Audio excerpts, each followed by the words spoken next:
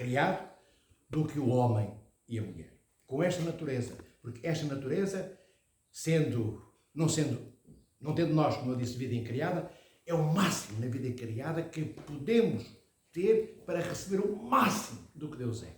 Então Deus partilha-se com a humanidade naquilo que a humanidade criada por Ele tem a capacidade para receber do que Ele é e do que Ele tem para nos dar. Bem, resumindo, e o Senhor cria Adão.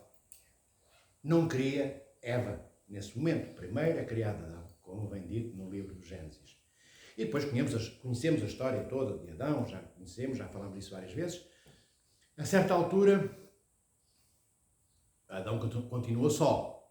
Ele vê os animais, Deus dá-lhe o poder de nomear, como já vos expliquei, dar o nome aos animais, já sabemos como é que ele fez isso.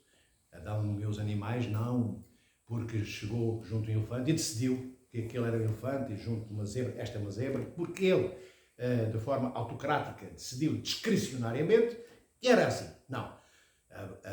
Adão aproxima-se de cada animal e é como se Adão perguntasse ao animal que o animal lhe dissesse quem ele animal era.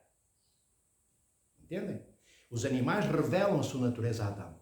Isto é dito por alguns padres da Igreja também. Então, Adão é aquele que permite que cada animal se lhe revele e lhe diga. Lhe diga não verbalmente. Os animais não falaram com Adão, dizendo eu sou elefante. Não, mas eles revelaram a sua natureza. E Adão, assim, nomeia os animais, ou seja, ao nomear significa, permitiu que cada um deles se revelasse diante dele mesmo Adão, quem cada um dos animais era. Mas Adão continua sozinho. Ele vê, quando todos os animais passam a ter um nome diante dele, que todos os animais têm alguém ao seu lado da sua natureza. O elefante tem um elefante fêmea, a zebra tem uma zebra macho e uma zebra fêmea, o hipopótamo, macho e fêmea, mas para ele não há nada.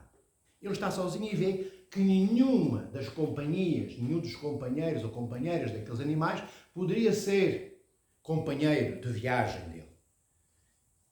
Ele tinha uma natureza diferente. Bem, Deus sabia isto, desde que criou Adão, antes de criar Adão, desde toda a eternidade, Deus sabe. Então, porquê é que Deus tem este ato de tempo? Porquê é que Deus não cria imediatamente Eva? Como, quando criou os animais, deu-lhes uma correspondente no feminino, um outro ser igual a eles. Porquê é que não deu a Adão? Para que, dizem também os padres da Igreja, para que Adão tivesse um tempo em que ele pudesse exprimir diante dele próprio a necessidade e a saudade, e sobretudo a necessidade de ter alguém como ele. Não inferior a ele, mas como ele, e igual a ele. E o Senhor cria Eva. Conhecem todos a história da criação de Eva. E muitas vezes nós, hoje, herdeiros da antiguidade, das sociedades patriarcais, temos ainda o defeito de pensar muitas vezes que a mulher é inferior ao homem, porque fisicamente é mais frágil, o homem é mais musculado, o homem tem mais força física, se a mulher pesa em 20 quilos, pega em 20 ou 10 ou 15 quilos, 10 ou 15 ou 20 com facilidade, o homem pega-se em 40 ou 50, peso que à mulher será muito difícil de carregar, salvo uma ou outra exceção. E isto é errado. E o que eram sociedades patriarcais? No tempo de Nosso Senhor Jesus Cristo, quando o Verbo encarnou, as sociedades, maioritariamente, não eram matriarcais, eram patriarcais, ou seja, eram sociedades em que o homem detinha o poder, em que o homem era o vértice da pirâmide de tudo, do poder absoluto. A mulher era considerada um ser subjugado, inferior, não tinha nem o poder, não tinha o protagonismo do que o homem tinha.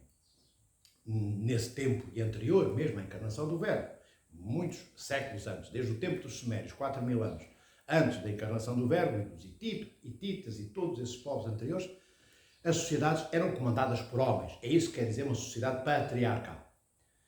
E então nós ainda herdamos, nos dias de hoje, muito dessa mentalidade. Pensamos que a mulher é inferior ao homem. E depois veio aquele estigma ao longo de milhares de anos que todas as mulheres estão condenadas em Eva. Eva prevaricou. Eva aceitou ser corrompida por Lúcifer. Eva aceitou ser enganada pelo diabo. Então nós achamos que Eva era inferior inferior em força, era inferior em qualidade humana a Adão. Mentira. Dizem os padres da Igreja que Lúcifer tenta Eva e consegue alcançar o seu objetivo não porque Eva era frágil, mais frágil do que Adão. Pelo contrário, ele sabe que ao conseguir captar na desobediência Eva para o seu séquito, para o seu lado, toda a integridade da salvação da humanidade não é comprometida. Acabou. É por isso que ele tenta Eva, Lúcifer, e não Adão. E se repararem o que é que Adão faz? Depois de Eva ter sido tentada, Adão segue como um cordeirinho. Adão não diz, não devias ter feito isso. Olha o que o Senhor te disse, não te lembras do que eu te disse? O Senhor disse-nos aos dois, não podemos comer da árvore, tocar na árvore do conhecimento do bem e do mal. Adão não diz nada disso. Adão segue e come. Ele também trinca a maçã, que é uma imagem da desobediência de Eva e de Adão. Adão não se ergue como um referencial para ajudar Eva. Ele é um seguidor. Depois o que ele consegue fazer é desculpar-se. Senhor, tu sabes, eu não sou culpado, foi ela. E ela desculpa-se com Satanás. E isto nós herdamos hoje em dia, ainda nos desculpamos, passamos a vida a desculparmos. A Igreja depois vem ensinar-nos que não nos devemos desculpar. Devemos assumir os erros que cometemos, confessá-los diante de Deus e pedir a graça de Deus para que cada vez, pelo menos, já que somos pecadores, continuaremos a pecar a vida toda, cada vez, pelo menos, a nossa frequência dos pecados confessados seja diminuída. Se eu peco uma vez por dia, cometo aquele pecado, aquela falta de amor, logo 300, se uma vez por dia eu faço aquele pecado, são 365 dias em que eu faço aquele pecado. Se eu daqui a 20 anos, dizem os padres da Igreja também, em vez de cometer 365 vezes o mesmo pecado, cometo apenas 50 vezes o mesmo pecado, eu continuo pecador, mas já cresci. Já cheguei um pouco mais perto de Deus, já me aproximei mais de Deus, já fiz um esforço, já não quebrei a frequência do pecado que eu cometia. Daquele, é um exemplo concreto, entre os muitos que nós cometemos. Então, o demónio tenta Eva para destruir todo o plano de Deus. Claro que ele se enganou, claro que ele não conseguiu, a não ser por um tempo. Até a encarnação do Verbo, até a encarnação da segunda pessoa da Santíssima Trindade, no ventre de Maria, que é nosso Senhor Jesus Cristo, o inferno e Lúcifer, chefe dos infernos, está convencido que acabou o plano da salvação divina. Porque ele conseguiu destruir a ponte que ligava os seres humanos à comunhão com Deus. Na desobediência de Eva e de Adão, não há mais nenhuma ligação de amor, porque não há nenhuma ligação de obediência, não há mais comunhão com Deus. Deus deixa de participar na vida de Adão e Eva e de todos os seus descendentes, e Adão e Eva e todos os seus descendentes deixam de participar na vida de Deus. Não há mais comunhão. Isto significa que não há mais diálogo, não há mais conversa. Há a humanidade por um lado, e de um lado separada, e Deus do outro. Deus do outro lado, esperando que a humanidade, todos os seres humanos, regressem à casa paterna do seu Criador. Deus sabe isso, a humanidade não sabe. A humanidade esqueceu. Quando Deus expulsa do paraíso Adão e Eva, expulsa-os, como já vos disse muitas vezes, não para os castigar, mas para que eles não pudessem comer mais tarde da árvore da vida e aí sim tornar-se imortais no inferno. Nunca mais teriam regresso para o colo maternal da Trindade, do Deus Criador. Então é para eles não serem condenados eternamente que o Senhor os retira do paraíso. E bem, quando eles saem do paraíso, já não há comunhão com Deus, e eles passam por todas as dificuldades, Adão e Eva e todos os seus descendentes. Nós não somos culpados da culpa praticada por Adão e Eva, entendamos?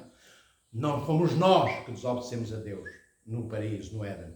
Foi Adão e foi Eva, eles dois desobedeceram. Eles dois têm essa culpa, culpa-se no sentido de serem os responsáveis pelo ato que eles praticaram. Nós não praticamos esse ato, mas somos o quê? Herdeiros das consequências que esse ato de Adão e Eva engendrou. E o que é que esse ato engendrou? Eles começavam a ser imortais no Éden, eles começavam a ser perfeitos no Éden, diante de Deus, e tinham dianteira sobre nós, na perfeição que já haviam conseguido, perderam a imortalidade, perderam essa perfeição, ficaram sem nada, desnudados de tudo e legam-nos, deixam-nos como herança a morte. As dores que nós sentimos, as dificuldades para nós vivermos, a vida tornou-se um obstáculo, tudo é difícil, tudo é complicado, do ponto de vista material e humano, mas dentro da alma, a alma é esvaziada da sua serenidade, da serenidade da paz que ela tinha no Éden, quando Adão e Eva estavam unidos em comunhão ao seu Criador, sendo humanos e Deus sendo Deus, mas comungavam com Deus e Deus comungava com Adão e Eva. Depois da morte espiritual de Adão e Eva e da expulsão do paraíso, não há mais essa comunhão com Deus. Então, além das dificuldades exteriores ao corpo de Adão e Eva e dos seus descendentes, há as dificuldades depois da alma. O nous, que é a centelha da alma, que vê Deus, que contempla Deus, ficou obscurecido. O homem entrou em autocontemplação dele próprio. Vejam bem, o oposto do que Deus triúnico fez. O Senhor nunca se autocontemplou. Ele que o podia fazer porque Ele era Deus e não precisava de nós para nada. O homem separado de Deus e a mulher autocontemplam-se e erguem-se como ídolos diante de Deus. Não precisam mais de Deus porque, ainda hoje nós vemos isso nas sociedades, porque humanamente nós conseguimos tudo. Enquanto seres humanos precisamos de nós próprios e de mais ninguém. E isso é uma herança que nos vem do passado.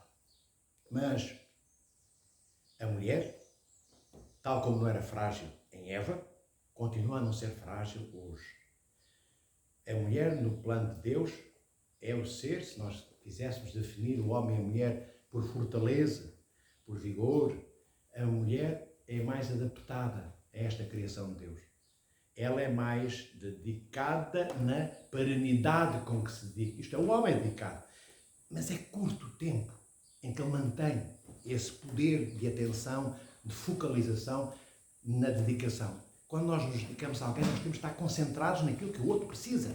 A mulher consegue ser dedicada aos filhos, por exemplo, a vida toda ele já tem. A mãe tem 90 anos e o filho mais novo tem, por exemplo, 65, e para diante da mãe, a mãe ainda o trata como se ele tivesse 12 anos, não porque não reconheça que ele tem 65, mas porque para aquela mãe é o menino dela, é a menina dela. Não importa se a filha já é avó, para ela é a eterna criança. É precisar da sua proteção e do seu amor. Os homens, nesse caso, são mais independentes em função dos filhos, em função dos amigos, em função da família, em geral. A mulher, queridos irmãos e irmãs, depois é subjugada por movimentos como subjugada e maltratada, por movimentos como o movimento feminista, já ouviram falar do movimento de defesa da integridade das mulheres, não é?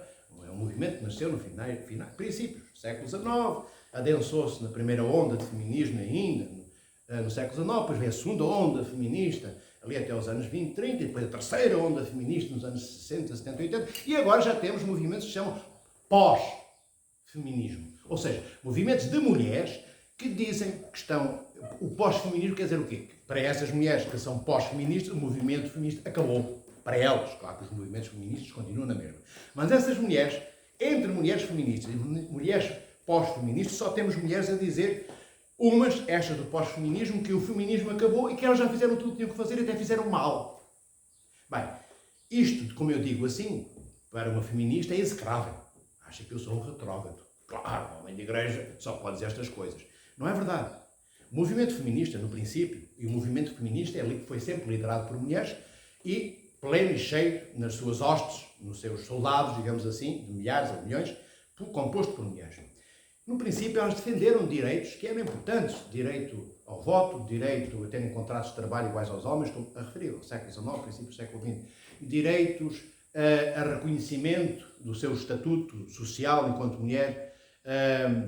Nós temos casos em que a mulher só foi, por exemplo, na Suíça, acho que só em 1981, é que as mulheres têm direito, num dos cantões, não em toda a Suíça, a voto. Só em 1965 em França é que as mulheres começaram a poder votar. Noutros países começaram em 1920, 1930, 1940. Bem, são direitos que as mulheres têm de ter acesso. Bem, mas isso é uma coisa.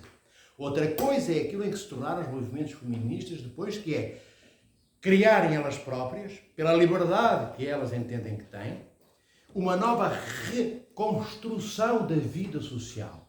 Ou seja, os movimentos feministas, na maioria dos casos, decidiram que a sociedade, como está estruturada, está errada. Bem, em alguns aspectos, sim, o homem é imperfeito por natureza, nós ainda vivemos depois da queda, nós não estamos depois do 8º dia, do dia da ressurreição final. Ainda estamos a caminho do reino dos céus. Logo, ainda somos imperfeitos. Há muitas imperfeições na natureza política, na natureza administrativa, na natureza económica, na natureza social, na natureza antropológica, sociológica, psicanalítica, psiquiátrica, tudo isto é enfermo. Mesmo os mais perfeitos dentre nós e mais perfeitas mulheres dentre nós, temos um grau e um índice elevadíssimo de imperfeições. Naturalmente que as sociedades não são perfeitas, nem as imperiais, nem as democráticas, nem as reais, enquanto instituições governamentais de outras chefias de países. E naturalmente que a sociedade não está estruturada como deveria estar, porque a única sociedade que ficará e será bem estruturada é a sociedade do reino dos céus. Porque aí o Senhor, aquele que é o todo perfeito, está com aqueles que quiseram ser perfeitos como Ele é. Então não há mais na nossa alma um nus apagado, obscurecido. Se o nus fosse uma pálpebra, hoje ele estaria fechado, em 99% dos casos dos seres humanos, e em muito pouco semi-aberto. O nus dos santos é quando a pálpebra, digamos, para, enfim, darmos uma imagem terrena. Se o nosso nus tivesse pálpebras, como eu disse, estariam fechadas ou semicerradas. As dos santos é o nus que se abre para a contemplação divina. A contemplação divina, como eu já vos disse, não é como nós aqui estamos a olhar uns para os outros. Contemplar, do ponto de vista dos santos e, sobretudo, dos anjos, significa viver a presença daquele que é olhado, daquele que é contemplado. Viver a presença. Não é olhar de fora, é estar de dentro usufruindo da presença daquele que se torna presente diante daqueles que o contemplam. É isso que os santos fazem. É isso que nós somos chamados a fazer. Bem, e as feministas, depois, mais tarde, e no tempo presente, vêm com esta história. Mas então, e as mulheres, vejam bem, nem sequer se lembram de Deus, elas e a maioria dos seres humanos. Nem sequer a maioria delas e a maioria dos seres humanos se enquadram na Igreja de Cristo. A maioria nem em pseudo-igreja nenhuma, ou denominação religiosa nenhuma. Mas depois, ai Jesus, as mulheres, que chauvinismo este, não podem ser sacerdotes. Não podem ser ordenadas nem diáconos, nem presbíteros, nem sagradas bispos. Bem, agora já temos igrejas anglicanas na Suécia, até na Noruega, se não me engano, o primaz da igreja anglicana da Noruega é uma mulher. Mas de repente vêm com esta história como se houvesse um manto de infausta negritude e de ostracismo, isto é, de rejeição da parte da igreja em função das mulheres. As mulheres são tão desnecessárias, tão indignas, que não podem nem sequer ser sacerdotes. E enquanto as feministas dizem, pensam, escrevem e lutam defendendo isto, esquecem o que elas próprias, enquanto mulheres, são e têm vocação para continuar a ser. A mulher, se soubesse quem é, falo destes casos, destes movimentos feministas, ficaria calada. Porque estaria a reclamar algo que é ilícito reclamar. Não é ilícito eu reclamar algo que eu já possuo. Estou a enganar os outros e a enganar-me a mim próprio. As mulheres já têm um sacerdócio maternal, como já falámos disso algumas vezes, mas não só isso. O sacerdócio delas não é só isso, não é só por aí que podemos explicar. Tem o sacerdócio maternal porque só elas são mães, só elas são geradoras de vida. No homem não gera vida. E eu não vejo nenhum homem agora angustiado criar um movimento de homens e dizer: e agora, Senhor meu Deus, que injustiça! Eu quero ser mãe, não posso. Só ela pode. Só ela pode. A mulher gerar vida. E eu não posso. Criaste-me e foste injusto comigo. Não me deste o que deste à mulher. Não, Deus deu à mulher o que é próprio da mulher, ao homem o que é próprio do homem. Se Deus quisesse criar, por exemplo, uma mulher igual ao homem, não tinha criado Eva, tinha criado 2 Adões. Ou 2 Adãos. Tinha criado um segundo Adão. Deus criou Adão e criou Eva. Não porque Adão fosse amputado da sua vocação à plenitude. Adão era vocacionalmente perfeito e Eva vocacionalmente perfeita. O que é que isto quer dizer, vocacionalmente perfeito? Quer dizer que eles não eram perfeitos quando foram criados, Adão e Eva, mas eram vocacionalmente chamados, isto é, quando eu digo vocacionalmente perfeitos, é que tinham o chamamento de Deus, como todos nós, homens e mulheres, temos, o chamamento de Deus para sermos cada vez mais perfeitos, como Deus é perfeito. Logo, Deus não criou, quando criou Adão e Eva, duas metades, metade em Adão e metade em Eva, que quando juntas fazem um todo. Os pais da igreja dizem-nos que isso está completamente errado. Porque o diálogo do homem, Adão e de todos os seus descendentes, homens, e o diálogo de Eva e de todos os seus descendentes, homens e mulheres. E nós somos herdeiros dos nossos pais ancestrais, Adão e Eva. Nós somos vocacionalmente perfeitos para homem e mulher, independentemente da mulher ou homem, e independente da mulher do homem, podemos ter um diálogo na plenitude com Deus. Cada um de nós é pessoa humana. Entendem? Eva não é metade da pessoa humana de Adão e vice-versa. Cada um de nós, homem e mulher, somos pessoa humana.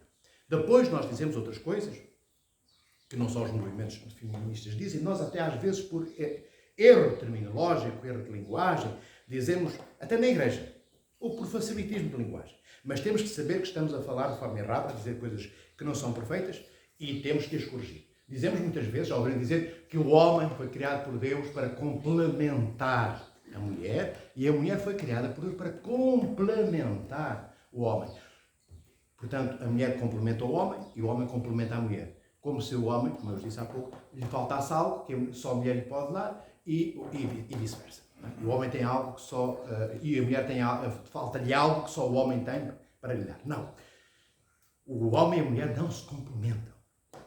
O que dizem os padres da igreja, numa linguagem que não comportava este termo que eu vou usar agora, mas que é idêntica, são paritários. Existe paridade entre o homem e a mulher. Existe correspondência, cooperação entre o homem e a mulher. Não há uma... Quando São Paulo diz, mais tarde, em função da expulsão de Paris e de Adão e Eva, há 2000 anos atrás, São Paulo fala muito da sujeição, da submissão das mulheres diante do homem. E há Jesus que vem os movimentos feministas, porque, sem entenderem nada do que isso significa, porque primeiro devia-se informar. Informar como? Beber da boca da tradição da igreja. Porque a Sagrada Escritura não se pode interpretar só porque eu vou lá e leio. Algum de nós, eu por exemplo, posso agora ir para a NASA e pego num livro qualquer lá, ou pego uma nave espacial, meto-me dentro dela e começo a mexer nos botões. Eu não posso, eu não sei, não tenho conhecimento, eu tenho que perguntar a quem sabe. E a igreja, na igreja ortodoxa de Cristo e também noutras denominações religiosas, com sucessão apostólica, como é o caso da Igreja Católica Romana, por exemplo, e de uma ou outra igreja, poucas, nós sabemos que não podemos fazer. É a tradição da igreja. O que é a tradição da igreja? A tradição da igreja foi a vida vivida por todos aqueles homens e mulheres desde a ascensão de Nosso Senhor Jesus Cristo e do dia em que nasce a igreja, que é o dia de Pentecostes. São aquelas pessoas, homens e mulheres, que foram vivendo, criando espaço para amar como Cristo amou ao longo das suas vidas, e à medida que iam criando espaço para amar como Cristo amou, iam sendo inspirados pelo Espírito Santo. E o Espírito Santo ia-lhes revelando a face de cada palavra que Cristo disse aos apóstolos. Porque o Espírito Santo não vem dizer nada, nem inspirar nada que Cristo não tivesse dito. Nada pode ser acrescentado ao que Cristo disse. O que o Espírito Santo faz é revelar o que Cristo disse e que nós não entendemos porque o disse, ou o alcance do que Cristo disse. É isso que o Espírito Santo informa ao longo de 2000 anos. E a tradição não é um repositório de coisas antigas. Não é uma coisa que eu vivo porque foi vivido no passado. Não há nada de mais moderno do que a tradição. Olha, isto ninguém diz, ou nunca ouvi, mas é realmente verdade. Porque a modernidade da tradição não está na novidade que ela nos apresenta. Está na vida de 20 séculos atualizada, vivida hoje, como se a vida vivida em cada um dos séculos, por cada santo e santa, homens e mulheres, trouxesse esse património, trazendo-o até ao dia de hoje, para que nós não o contemplemos como uma coisa do passado, mas o vivamos hoje como cada um desses santos estando presente na nossa vida. Então, não há nada de mais atual, de mais odierno, de mais moderno do que a tradição, sendo que a tradição não é moderna no sentido de evoluir. A tradição não evolui. A tradição alimenta-se da perfeição de Deus, no amor e na perfeição de todos aqueles que vivem ao longo de 2000 anos em igreja. Então, isto para podermos interpretar, como eu disse, o que diz São Paulo, nas suas 3 epístolas, sobretudo 3 epístolas, onde ele fala da mulher. E, aparentemente, se nós lermos aquilo como está lá escrito por São Paulo, à letra, São Paulo pensaria então muito mal das mulheres, que as mulheres são inferiores aos homens, que ele diz, sujeitai-vos aos vossos maridos. Mas, lido só isto assim, em cada perícopa, em cada epístola que nós lemos uma parte, não é? Da epístola, por exemplo, aos Coríntios. Num domingo, nós não lemos a epístola, primeiro aos Coríntios, ou segundo, ou aos Gálatas, ou aos Efésios, toda. Nós lemos um pedacinho. Mas falta ler todo o resto.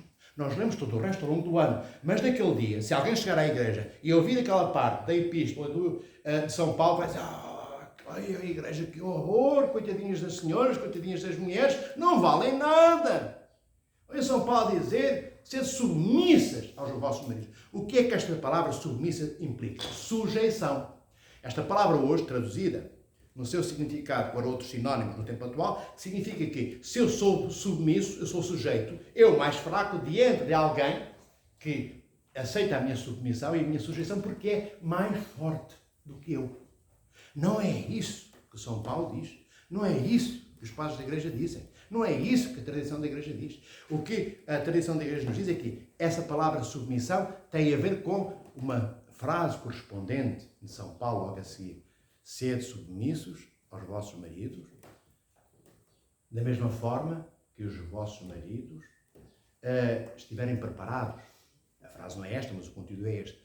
Para entregarem a vossa vida por vós. Isto é, quando o marido está pronto para dar a sua vida pela mulher com quem casou, como Cristo, como diz São Paulo, está pronto, deu a vida pela sua igreja, então sim, a mulher submete-se e o marido submete-se.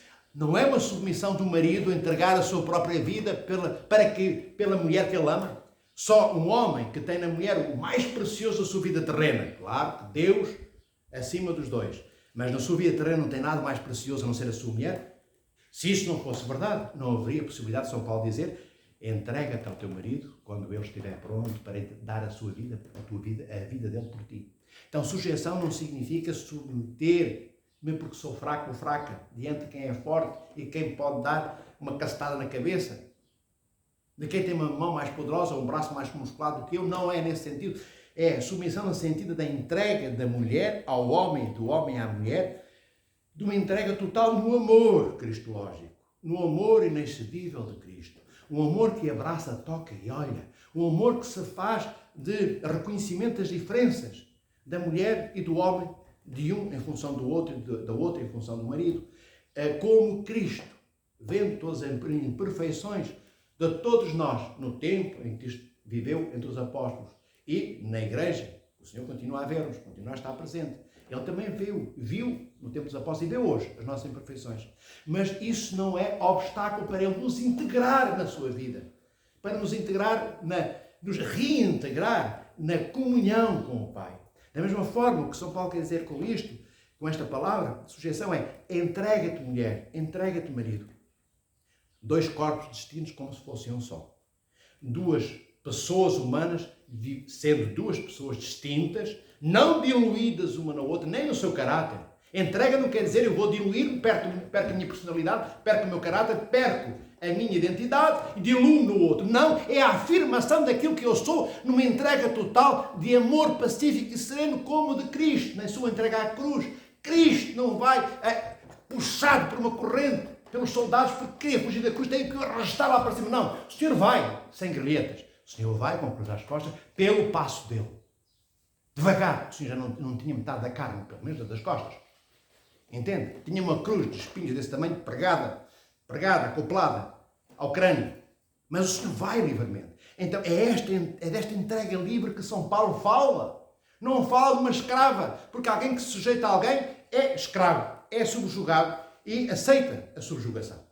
Então o que São Paulo fala é o contrário. É uma sujeição libertadora daquilo que eu sou enquanto ser sozinho, egocêntrico e egoísta. São Paulo fala da entrega em Cristo da mulher ao marido e do marido à mulher. Bem, partindo agora para aquilo que estávamos a falar há pouco do sacerdócio, que as feministas tanto almejam e querem, não sei porquê, porque a maioria delas nem tem fé.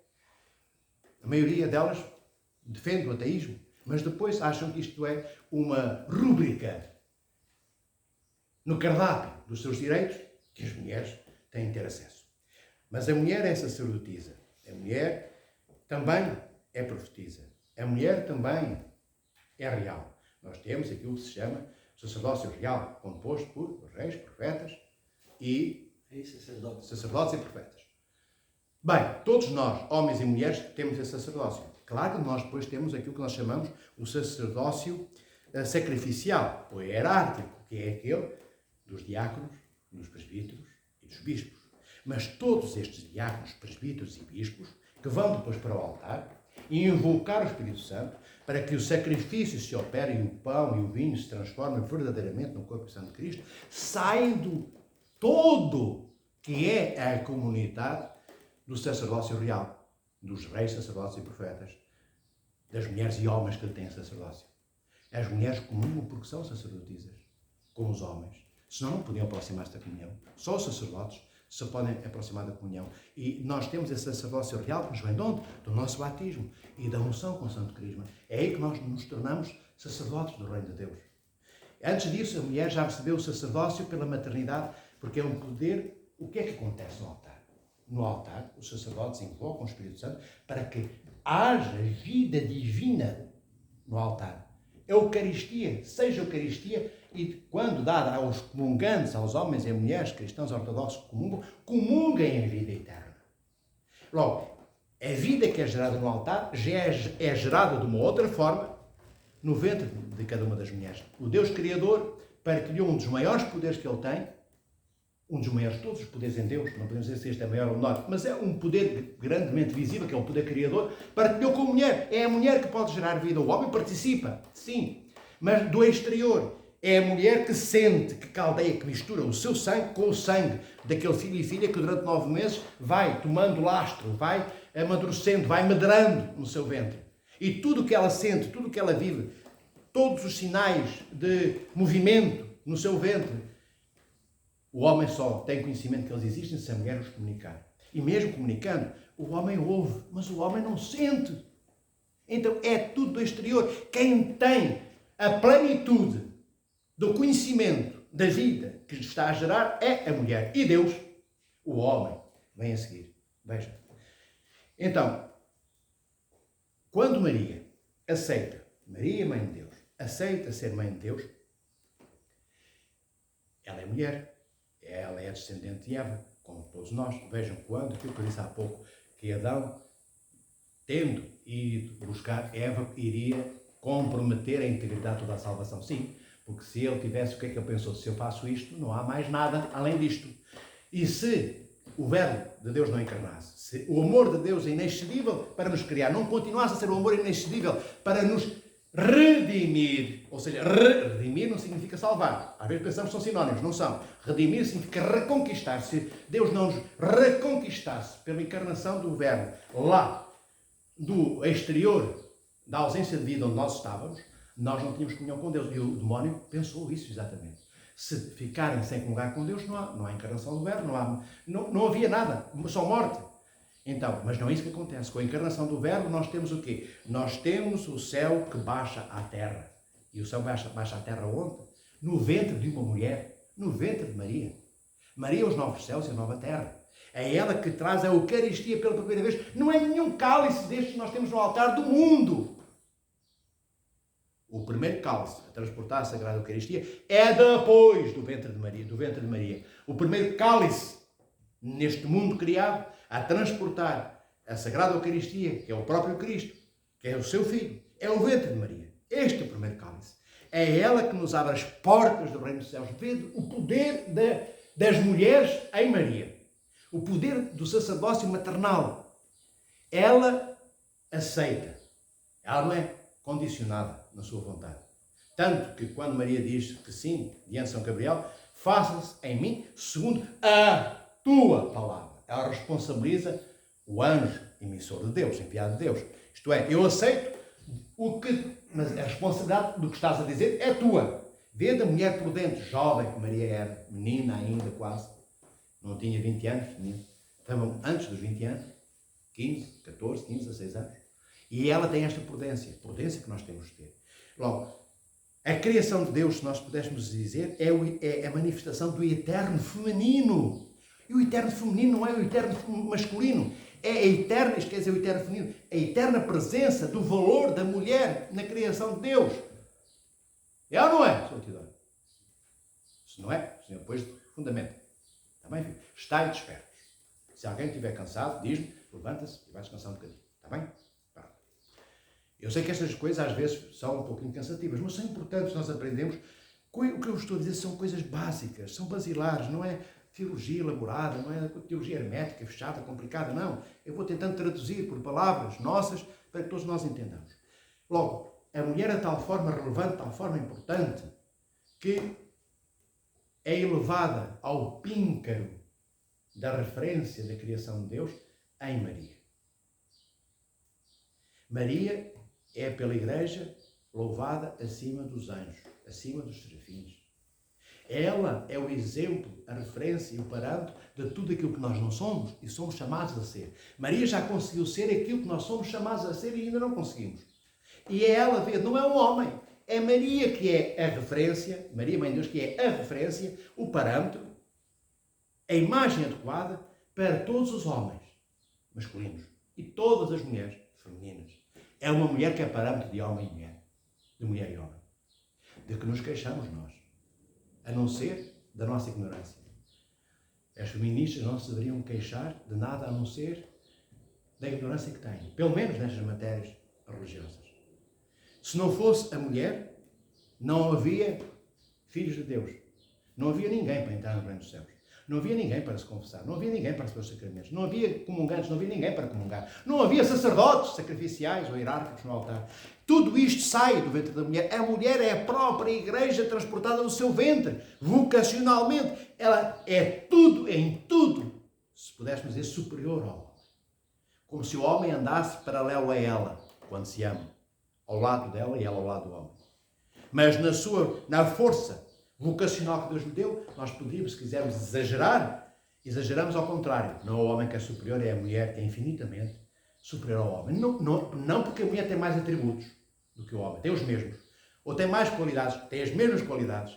Só que a mulher é mais competente, mais eficaz na persecução, isto é, no ir atrás do enraizamento das suas qualidades. É mais eficaz na capacidade que tem em expressar o conteúdo de cada atributo que Deus lhe deu. O homem tem, o homem vai e depois para. As mulheres, salvo raras exceções, são mais persistentes. Vede, Cristo foi persistente. Cristo não ficou cá embaixo, no sopé do Gólgota. O Senhor foi. Foi, por aí assim, em cada passo deve ter parecido 100 quilómetros. Porque só, era uma dor só, não doía qualquer, era só dor humana. O Senhor vai para a cruz, o nosso Senhor Deus e Salvador Jesus Cristo, enquanto homem, não é enquanto Deus, como já vos disse, a cruz não pode ferir Deus, mas fere o homem, que é Deus. É na sua natureza humana que o Senhor vai persistentemente até ao fim, na obediência estrita a seu Pai. E as mulheres têm esse potencial de dianteira, porque forjam uma vontade às vezes onde ela não existe. E os homens que têm o mesmo atributo também têm essa vontade dada por Deus, nem sempre conseguem levá-la até ao fim. Muitas vezes fraquejam. Claro que temos luminares de exemplos que contrariam isto que eu estou a dizer, que são os santos, homens também, e santas mulheres. Mas santos homens que fizeram essa caminhada na vida como Cristo fez, o mais próximo daquilo que Cristo foi como exemplo. Então nós temos que se tivéssemos que fazer alguma coisa, era agradecer a Deus por ter criado a mulher. O homem, sem a mulher, simplesmente já não existia. Se Deus tivesse acabado com os mulheres a certa altura, onde estava a vida humana? Onde? Não estávamos aqui hoje a conversar, nem a falar. A mulher é o rosto da vida. É a geradora de homens e de mulheres. Mas é a geradora de homens. E como eu já vos disse, a geradora também. Geradora no seu ventre dos bispos, dos presbíteros, dos diáconos. Vede o poder que a mulher tem. E tudo isto foi dado à mulher por Deus. Não foi inventado, não foi reestruturado, não foi reconstruído socialmente pela mulher. É algo que Deus deu. E ao homem não deu essa possibilidade. E adiantar-nos-ia alguma coisa, lamentarmos por no nosso ventre masculino não podermos ser transportadores de vida, geradora de filhos e filhas. Adiantaria alguma coisa? Foi Deus que se decidiu dessa forma. E Deus deu. Mas Deus não dá a mais a uns e menos a outros. Nós aqui vemos dessa forma, porque nós quantificamos as coisas em termos de peso, tamanho e de volume. Deus não vê dessa maneira. Deus dá a todos aquilo que no seu plano era necessário